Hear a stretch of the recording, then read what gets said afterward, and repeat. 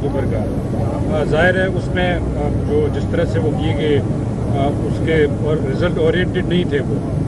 अब जो कि फाइनल कॉल दी गई है, क्या अगर उसी तरह फिर हुआ कि लोग आधे रास्ते से वापस गए या जिस तरह 5 अक्टूबर का ड्रामाई अंदाज में एहतजाज खत्म हुआ, इसी तरह से फिर हुआ तो क्या कितना लॉस होगा पार्टी के लिए? मेरा ख्याल है ये इमरान खान की कॉल है और उनकी फाइनल कॉल है। वो मेरे ख्याल में जैसे पार्टी वालों ने कहा होगा कि प्रेपरेशंस के लिए होगी।